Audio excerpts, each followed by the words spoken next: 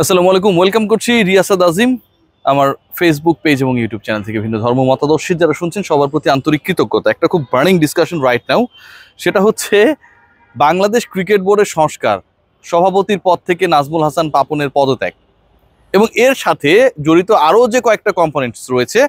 তার একটা হচ্ছে autocrat head coach Chandika Hathuru সিংহেকে অপসারণ, মিরপুর শেরেবাংলা স্টেডিয়ামে যে উইকেট রয়েছে সেই উইকেটকে আসলে একটা বিরানভূমি বানানো, যে কিউরেটর গামিনী ডি সিলভা তাকে সরিয়ে দেয় এবং তিনি এই মুহূর্তে পলাতক। অনেকটা আমরা দেখেছি যে ক্ষমতাসীন দল, বাংলাদেশের ঐতিহ্যবাহী দল, রাজনৈতিক দল, বাংলাদেশ আওয়ামী লীগের অনেক বড় বড় নেতা বিভিন্ন জায়গায় ধরা খাচ্ছেন, তারা চলে গেছেন, পালিয়ে গেছেন।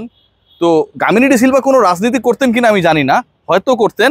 তিনি অনেকটা বিনা নোটিসেই আসলে মিরপুরের হোম অফ ক্রিকেট, তার যে ডেরা, যেখানটায় তিনি নোংরামি করেছেন বছরের পর বছর বাংলাদেশের কিউরেটরদের সাথে, আমার লোকাল কিউরেটরদের সাথে, সেই তিনি পলাতক।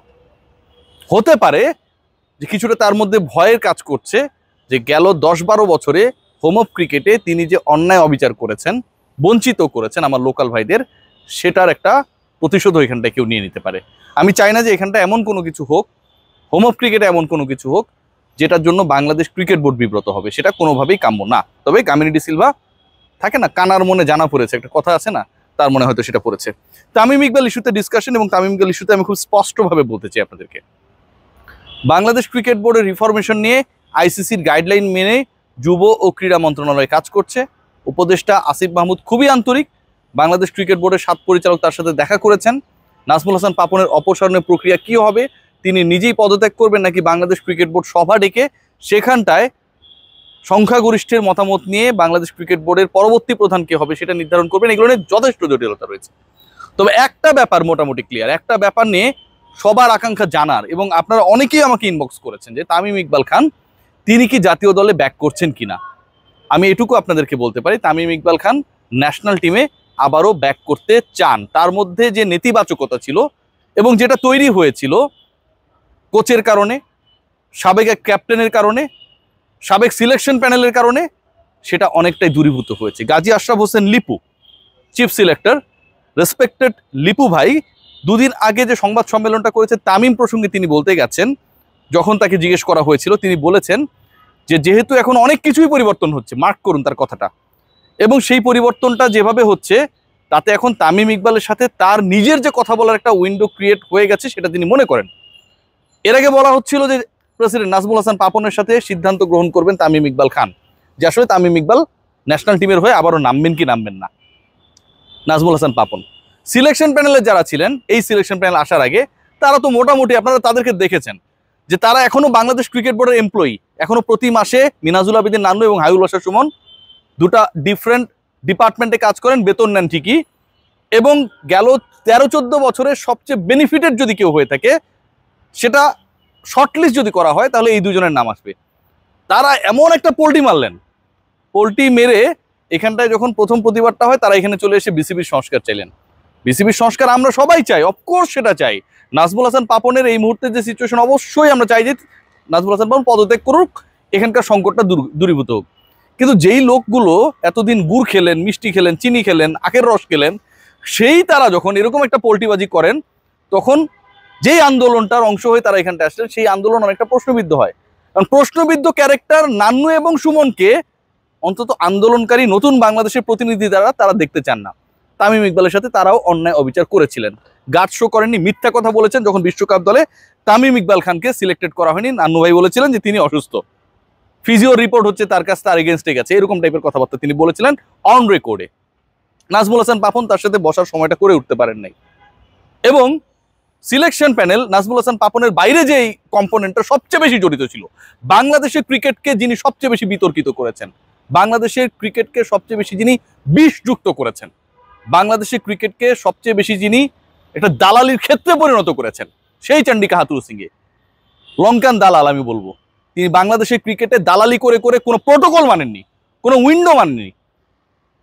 সেই দালালের কারণে তামিম ইকবাল খানের মতো একজন ক্রিকেটারকে বিশ্বকাপে না খেলারও সিদ্ধান্ত হয়, এবং সেটা আমার ক্রিকেট বোর্ড, আমার দেশের ক্রিকেট বোর্ড, আমার সিলেকশন প্যানেল সেটাকে মেনে নেয়। তো তার আসলে ওই দালালি করার সুযোগটা নেই। আমি একদম বিসিবিতে দাঁড়িয়ে এই কথাগুলো বলছি, যার কথা আমি বলছি চন্ডিকা হাথুরু সিংহে, তার দালালির জায়গাটা একদম স্টপ হয়ে গেছে। চিন্তা করেন নাসুম আহমেদের গায়ে হাত তোলার যে ইস্যুটা, সেটা পরবর্তীতে ধামাচাপা দেওয়া হয়েছে। পারভেজ ইমনকে ডেকেও খেলানো হয়নি। ইমরুল কায়েসের ক্যারিয়ার শেষ করে দেওয়া হয়েছে। ভাবতে পারেন ফারুক আহমেদ একসময় সিলেকশন প্যানেলে ছিলেন, চিফ সিলেক্টর, তার অত্যাচারে টিকতেই পারেন নাই। তামিম ইকবাল খান একজন ক্যাপ্টেন, একটা সিরিজের মাঝখানে কেঁদে বিদায় নিয়েছেন। চট্টগ্রামে সাক্ষী ছিলাম, খুব সহজ না ব্যাপারগুলো। তো এত বেশি তিনি চামচামি দালালি করেছিলেন যে বাংলাদেশের ক্রিকেটটাকে তিনি কলুষিত করে ফেলেছিলেন, সবাইকে তিনি কন্ট্রোল করছিলেন।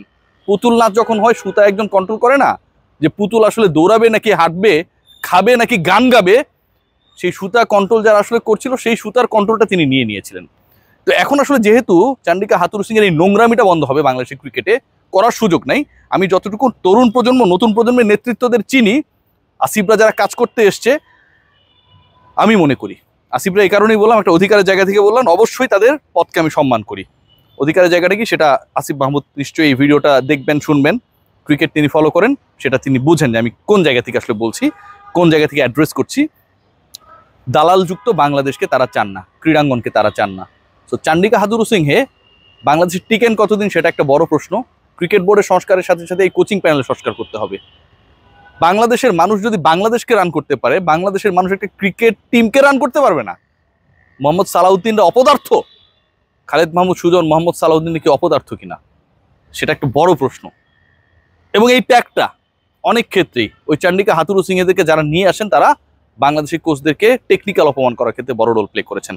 তো তামিমের যেহেতু সবচেয়ে বড় ইস্যু ছিল, তাকে যেভাবে বাদ দেওয়া হয়েছে, কাঁদানো হয়েছে, মিডল অর্ডারে ব্যাট করার জন্য প্রপোজাল দেওয়া হয়েছে, খুব হাস্যকর প্রপোজাল দেওয়া হয়েছে, সেই জায়গা থেকে তিনি আসলে তার অনর মানসিকতার প্রচার করেছিলেন, প্রকাশ করেছিলেন। এবং সেটার সমাধান আমার কাছে মনে হয় যে খুব নিকটে। তামিম ইকবাল খান নিউজিল্যান্ডের সাথে বাংলাদেশের যে এ টিমের ম্যাচেস রয়েছে, সেখানটায় তিনি অ্যাভেলেবেল থাকবেন মোটামুটি, আমি যতটুকু জানি। এবং বাংলাদেশ ক্রিকেট বোর্ডের এক্সিস্টিং লিডারশিপ যারা আসলে এখন মুখ দেখাতে পারেন, বিভিন্ন জায়গায় যেতে পারেন, তার মানে তো তারা ওই ওপেন দুর্নীতি বা এগুলোর সাথে জড়িত না, এটুকু তো আমরা বলতে পারি। দুর্নীতিকে করেছে করে নেই সেটা তদন্ত সাপেক্ষ, কিন্তু যেই মানুষগুলো এখন ওপেন হচ্ছেন, তাদের ওই গাছটুকু রয়েছে, তারা সবাই তামিমের ফেভার, এবং যা হয়েছে সেটাকে তারা সাপোর্ট করেন না। এখন যদি এই ঘটনা ঘটে এবং গাজী আশরাফ হোসেন লিপু যদি বলেন, রেসপেক্টেড গাজী আশরাফ হোসেন লিপু, আমি অনেক সমালোচনা করি লিপু ভাই, উনি এটাতে খেপে টেপা যান, আমার কিছু করার নাই, তবে লিপু ভাই আমার অনেক রেসপেক্টের মানুষ। তিনি যেহেতু বলেছেন যে এখন একটা উইন্ডো ওপেন হয়েছে, অনেক কিছুই বদল হচ্ছে তামিমের সাথে কথা বলার, এবং তামিম যেহেতু ইন্টারেস্টেড, বাংলাদেশ দল সিলেকশন কোনো কোচ করবে না, লিপুরা করবে, এই জিনিসটা যখন এখন অনেকটাই প্রকাশিত হচ্ছে, ঠিক তখন আমার কাছে মনে হয় তামিম ইকবালের ফেরাটা সময়ের জাস্ট যাওয়ার জন্য অপেক্ষা। বাংলাদেশের যেই ফরম্যাটটায় তামিম ইকবাল খান সবচেয়ে স্বাচ্ছন্দ্য বোধ করেন, ওয়ানডে ফরম্যাটে খেলা রয়েছে ওয়েস্ট ইন্ডিজে, সব কিছু ঠিক থাকলে আমি সেটা কাভারও করবো হয়তো। তামিম ইকবাল খান সেখান থেকে আন্তর্জাতিক ক্রিকেটে ফিরবেন, এবং তামিম ইকবাল খান আন্তর্জাতিক ক্রিকেটে ফেরার আগে ড্রেস রিহার্সেলের জন্য বাংলাদেশ নিউজিল্যান্ডের সাথে খেলবে, আপনারা সবাই জানেন কম বেশি। সেখানটায় এ টিমের বিপক্ষে তামিম ইকবাল নামবেন, এবং আগামী কদিনের মধ্যেই হয়তো তামিম ইকবাল তার প্রসেসটা শুরু করবেন। আর যদি তামিম ইকবাল বাংলাদেশ জাতীয় দলে ইনক্লুডেড হন, একটা ব্যাপারই প্রচারিত হবে, প্রকাশিত হবে, যে নোংরামি থেকে বাংলাদেশের মাঠের ক্রিকেট এবং টেবিলের ক্রিকেট দুটোই মুক্তির পথে, যেটা খুব বেশি গুরুত্বপূর্ণ, খুব বেশি দরকারি। বিদেশি দালালরা বাংলাদেশকে নাড়বে চাড়বে, পুতুল নাচ নাচাবে, সেটা যেন না হয়। চান্ডিকা হাথুরু সিং, আমিন রেডি সিলভা, তারা যেটা করেছেন তাতে বাংলাদেশের ক্রিকেট পিছিয়ে গেছে, আর কিছুই হয় নাই। বাংলাদেশের ক্রিকেটাররা ঘরের মাঠে খেলে, এক্সপেক্টেড পিচে ব্যাট করতে পারে না। বাংলাদেশের ক্রিকেটারদের সাথে চান্ডিকা হাথুরু সিং, তামিম ইকবালের সাথে স্পেশালি, ভাবতে পারেন একজন পেইড এমপ্লয়ি কথা বলেন না, কথা বলেন না, হাউ ডিয়ার হি ইজ, কথা বলেন না। এদেরকে তাড়ানোর সময় হয়ে গেছে। যার মুখ থেকে বুলি বের হয় না, তিনি কিসের কোচ? সবাই ভালো থাকবেন।